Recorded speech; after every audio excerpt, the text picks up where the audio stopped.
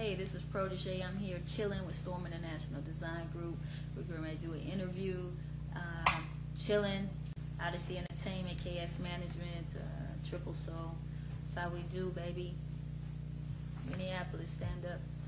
Holla at your girl. Hey, bro, how you doing, girl? Thanks for coming down here and doing this interview with us down here at Storm International. Greatly appreciate it.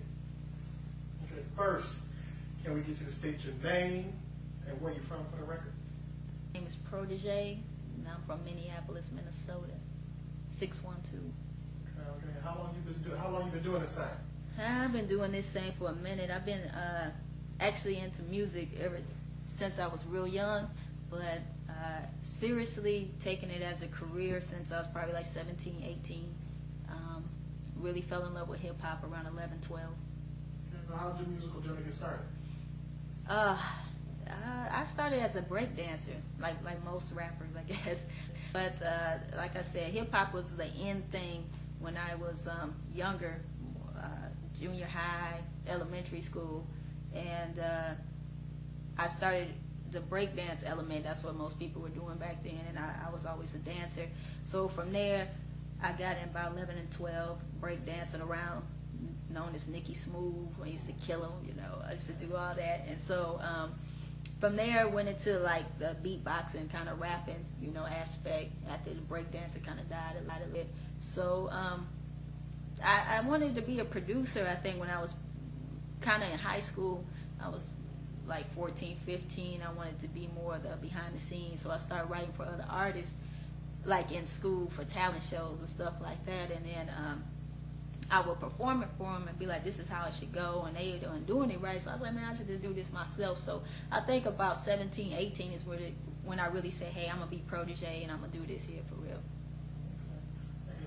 Who's your, how would you say, who's your hip-hop musical influences? Run DMC. Run DMC, all the old school cats. I like Houdini.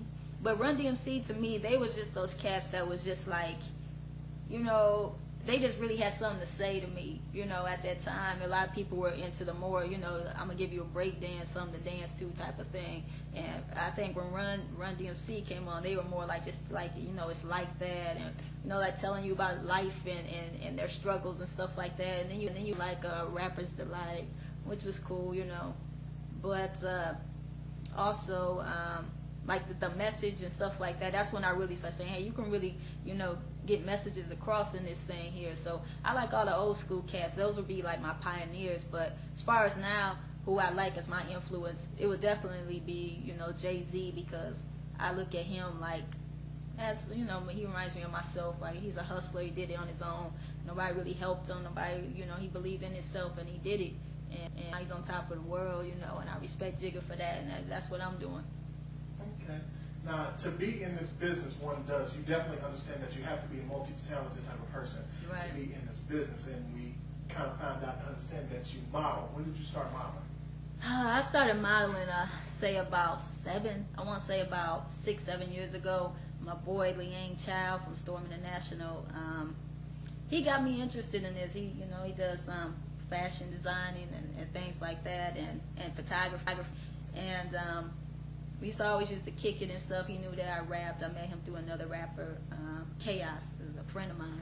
And we started doing some shoots and things like that. And he used to always tease me because I was such a tomboy. He said, you know, you need to be more feminine, this and that. And I was younger. And I was like, man, I ain't into all that. So I'm just a rapper, you know what I mean? And he kind of brought the whole aspect of being the whole entertainer piece of Protegee to the forefront. You know what I mean? Like you just be one, you know, sided in this business. You could be all, and if you can model, why not do it? So we did some shoots for my Black Widow CD, and he was like, man, these is hot, bro. You should, you know, do more with that. And he took me under his wing and kind of showed me how to be, I want to say, more ladylike and be, you know, do both. I could still be a rapper and still be a model. And then a couple years ago, I ran into,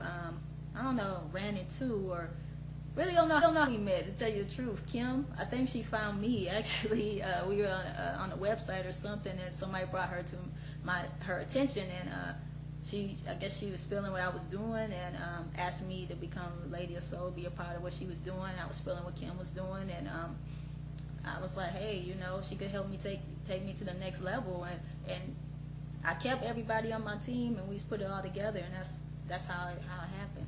Okay. Now, as an independent artist, you know, you still being an independent artist, we really see you got a few big things going on. I caught your interview in Fusion Magazine over in the UK. How did that come about? That came about through my management, Kim Stewart Management, K Stewart Management. They hooked me up with that. I don't really know how it came about, if Fusion contacted them or, you know, what happened. But they were interested in doing a story on me, and that happened, and I'm very thankful that it happened. Got me a lot of more recognition worldwide, you know, it's being in the UK and things like that. So don't know how it happened, but it happened. Okay, and you know, we hear like you've got a few hot like